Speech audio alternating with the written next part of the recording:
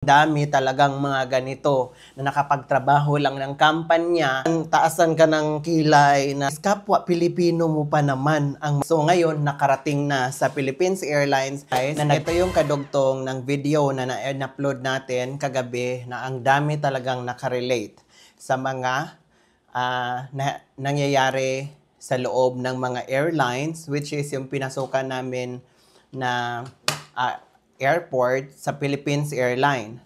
So, meron kasing mga iilan at hindi lahat naman ng nagtatrabaho sa Philippines Airlines is meron talagang pag-uugali na hindi maganda. So, meron kaming na-experience talaga na hindi maganda na ginawa sa staff dyan sa Philippines Airlines, yung nasa mismong pagpasok talaga ng bungad ng airport. So, ngayon, eto, syempre, pinost ko talaga dahil yung etong video na to, makikita nyo, yan yung ang dami talagang nagko-comment dahil ang daming nakarelate na nakaranas ng mga ganon ng pambabastos na hindi na nila kilala kung sino sila or kapwa nila Pilipino. So, kung makaasta, akala mo kung sino silang nasa loob ng Philippines Airlines. So, ngayon, pinost ko at ang dami nakarelate. So, ngayon, nakarating na sa Philippines Airlines na nag-message sa akin ngayon ang Philippines Airlines. So, ang sabi ng Philippines Airlines, "Hi Brian, we're sorry to hear about your experience. Providing heartfelt service is at the core of what we do, and we understand how important it is in ensure our passenger feel care for throughout their journey. Our team has sent you a message here in Facebook. Please check your message request as it may have been filtered here there. Thank you for bringing this to our attention. We appreciate the opportunity to make things right." So, yun, nag-reply din ako sa kanya. So, "Hello ma'am, sir. I am sincerely grateful that you saw and noticed my video so that I can give you immediately action what is happening inside your airlines, because I'm sure they will do to others what we experience, and they did not do well as fellow Filipino. This message only concern the Philippines Airline."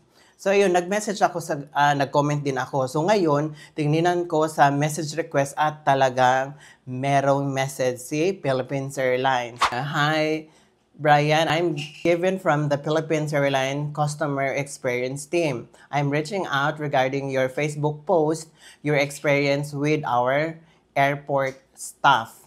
We sincerely apologize for how the situation was handled at the Philippines Airlines. Ensuring our passenger feel value and care for is our top priority, and we want to uphold our commitment to buong pusong alaga in every interaction. To help us investigate and address this properly, may we ask for the following details." Sabi niya ganon. Book, reference, yung mga ticket namin para trace kung sino talaga. And agent who assist you if available. So, email address. Tapos yung nag-send naman ako. We truly appreciate your time and bringing to our attention and looking forward to your response. So, nag-response din ako, guys. Sabi ko, "Hi, ma'am, sir. I don't know the name of the person on duty at the time. As long as there is no one else on duty right in front around 3:30 going to Davao, a woman and a man, but the woman's move like a man." So, para siyang tomboy kasi eh. So, yun. So, nag-ano din ako. So, nag-send din ako ng ticket namin. So, ngayon, nag-reply na naman siya. "Thank you for sharing the request detail, Brian. Please know that we have forwarded this to the relevant department for further investigation. Once again, we sincerely apologize for this. Hope to have an opportunity to regain your confidence in our airlines." So, ayun, yun yung sinasabi ko sa inyo na hindi naman sa nangingialam kami, pero wag nyo kasing lahatin na binababa nyo yung ibang mga Pilipino nang akala nyo naman kasi na yun nga, grabe na kayo kung makaasta kayo dyan sa loob ng mga pinagtatrabahuan nyo. So especially hindi lang naman to sa airlines Ang dami talagang mga ganito na nakapagtrabaho lang ng kampanya na yung mga matataas. Tapos akala mo kung sino na silang nasa loob, ang dami talagang ganito. Hindi lang nasa airlines nakaranas ng ganito. Dapat naman sana kung anong posisyon nyo, huwag nyo namang maliliitin yung kung sino yung lumapit sa inyo, kung anong posisyon. Daming mga ganun talagang experience, ang daming makarelate ng ganito na di porket nasa sila sa mga service na gano'n na trabaho, tapos pagpasok mo pa lang, parang ano ba na taasan ka ng kilay na kawawa talaga yung ibang ano. So, ang inaano ko pa is kapwa Pilipino mo pa naman ang magaganon sa'yo, di ba? Ano na ang feelings, di ba? Kaya yung iba no na pumunta na sa ibang bansa, mai-compare nila sa patakaran dito sa Pilipinas, ibang-iba talaga. Oo, kaya mas nagugustuhan pa nilang tumira sa ibang bansa sa abroad kaysa dito na sa Pilipinas na malala na talaga. So, ayun, dapat naman sana. So, let's move on doon sa nangyari sa amin doon sa Philippines Airlines. So, sana matuto ka at huwag kang basta-bastang umasta ng ganyan. Dahil hindi mo alam kung hanggat saan ka lang magtatrabaho ng ganyan. At life is short.